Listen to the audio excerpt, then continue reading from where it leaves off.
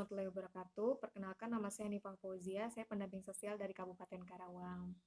Dalam video ini saya akan membahas mengenai modul 3, perlindungan anak, dan dalam modul ini terdapat 2 sesi, yaitu sesi pertama upaya pencegahan kekerasan dan perlakuan salah terhadap anak, dan sesi yang kedua penelantaran eksploitasi terhadap anak. Namun saya akan lebih terperinci kepada sesi 1 di langkah kedua. Terima kasih, selamat menyaksikan. Ya ibu-ibu, sekarang saya mau menjelaskan tentang anak. Nah, menurut ibu-ibu, yang disebut dengan seorang anak itu yang seperti apa? Ya, kalau menurut saya, Bu, anak itu yang disebut dengan anak ialah yang kecil, yang gampang nangis, kalau diomelin gampang nangis, terus sukanya main terus, maunya jajan terus. Nah, itu yang disebut anak-anak, Bu. Ya, ibu-ibu benar ya. Anak itu merupakan bentuk miniatur dari kita atau bentuk kecilnya kita, di mana seseorang yang disebut anak itu ya tadi gampang menangis, sukanya bermain, seperti itu. Terus perlu kita lindungi karena dia masih lemah. Tapi coba kita lihat flip chart yang di sini. Nah, jadi menurut Undang-Undang Nomor 35 Tahun 2014, jadi yang disebut dengan anak adalah seseorang atau individu yang dari lahir masih dalam kandungan hingga dia berumur 18 tahun. Nah, itu masih disebut dengan anak. Nah, ibu-ibu, di flip chart juga ibu-ibu bisa lihat di situ ada kata hak anak. Nah, menurut ibu-ibu saya mau tanya dulu deh. Menurut ibu-ibu itu hak itu apa yang disebut dengan hak dan apa yang disebut kewajiban? Karena kita sering dengar kan ya, apa itu hak dan apa itu kewajiban. Ibu-ibu tahu nggak artinya apa? Menurut saya, hak adalah sesuatu yang harus kita dapatkan. Kalau kewajiban adalah sesuatu yang harus kita berikan atau harus kita kerjakan. Ya nggak, Bu? Ya, Ibu benar ya. Jadi yang dimaksud dengan hak itu adalah apa yang harus kita dapatkan, apa yang harus didapatkan oleh setiap orang dari dia dalam kandungan sampai dia nanti ke liang lahat atau sampai dia meninggal nanti. Jadi apa yang harus didapatkan itu disebut dengan hak. Sementara kebalikannya yaitu kewajiban. Kewajiban itu adalah apa yang harus dia berikan, apa yang harus dia lakukan, dan apa yang harus dia laksanakan dalam kehidupannya. Seperti itu, Ibu ya. Nah, di sini uh, kita mau bahas mengenai hak anak. Berarti kan apa yang harus anak dapatkan ya ibu-ibu ya. Nah, bisa kita lihat di sini ya ibu-ibu. Jadi hak anak bisa lihat di flip chartnya yang masih yang tadi. Jadi hak anak itu pertama adalah hak yang melekat pada dalam diri anak. Yang kedua itu pemberian Tuhan yang Maha Esa.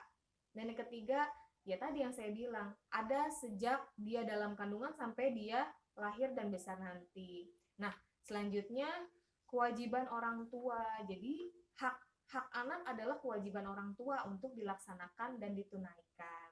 Nah, jika orang tua tidak memenuhi kewajibannya, memenuhi hak-hak anak, maka itu disebut dengan pelanggaran hak. Nah, ibu-ibu ya hati-hati ibu-ibu ya. Nah, yang selanjutnya yaitu jika tidak dipenuhi juga tadi hak-hak yang tadi, maka itu akan disebut dengan pelanggaran Undang-Undang Perlindungan Anak. Jadi ibu-ibu bisa melanggar undang-undang kalau ibu-ibu tidak memenuhi hak-hak anak ibu-ibu. Nah, yang terakhir yaitu jika orang tua tidak mampu melindungi hak-hak anaknya atau tidak mampu menunaikan hak-hak anaknya, maka negara yang akan mengambil alih. Bagaimana caranya? Ya tadi misalnya seperti dimasukkan ke dalam panti sosial seperti itu, atau misalnya ya diberdayakan anak-anaknya gitu ya ibu ya. Nah, sekarang saya mau coba tanya ke ibu-ibu ya. Menurut ibu-ibu, hak-hak anak itu apa aja? Hak anak menurut saya itu harus dikasih makan, harus dikasih jajan, harus dikasih baju yang bagus, harus dikasih waktu buat main. Ya nggak, Bu? Ya, benar ya yang ibu-ibu bilang. Jadi hak anak itu pertama ya, mendapat kasih sayang, terus diberi makanan-makanan yang bergizi, nah diimunisasi, nah itu merupakan hak-hak anak. Jadi hak-hak anak bisa kita golongkan atau kita kelompokkan menjadi 4 ya Ibu-Ibu ya.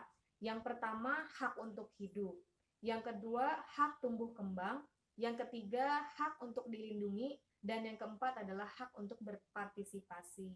Oke, kita masuk yang pertama ya Ibu ya, hak untuk hidup. Maksudnya adalah orang tua perlu memberikan apa saja yang dapat menunjang anak untuk hidup. Misalnya ketika masih dalam kandungan, ibu-ibu wajib ya ibu-ibu untuk minum vitamin kehamilan karena itu dapat menunjang kesehatan anak kita dalam perut. Selanjutnya ketika anak lahir, anak itu berhak untuk mendapat ASI. Anak berhak untuk diimunisasi. Nah, itu merupakan hak-hak untuk hidup ya ibu ya.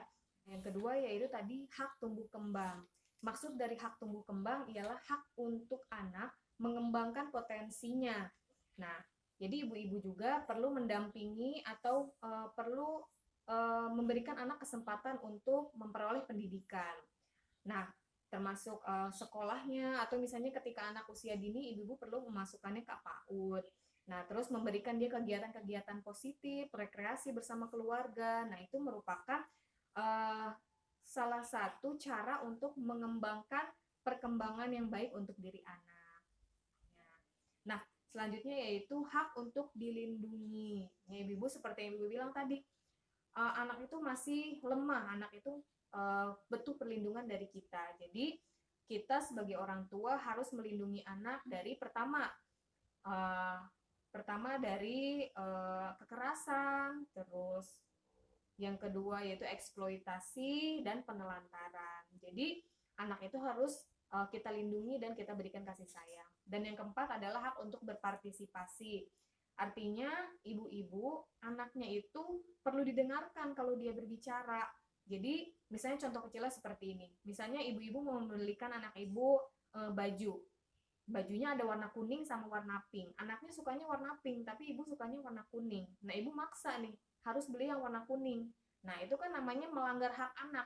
Karena ketika anak ingin bajunya warnanya pink, tapi ibunya malah maksa dia untuk beli baju warnanya kuning. Nah, itu juga merupakan contoh kecil dari pelanggaran hak ya ibu ya. Jadi, anak juga perlu diberikan waktu untuk mengungkapkan pendapatnya, apa yang dia rasakan, apa yang dia inginkan. Nah, seperti itu ibu-ibu paham ya. Ibu dalam kegiatan P2K2 juga ada yang disebut dengan tepuk anak ya ibu-ibu ya, tepuk hak anak. Coba ya saya ajarkan ya ibu-ibu ya. Tepuk hak anak, hak hidup, hak tumbuh kembang, hak untuk dilindungi, hak berpartisipasi. Nah, seperti itu ibu-ibu ya.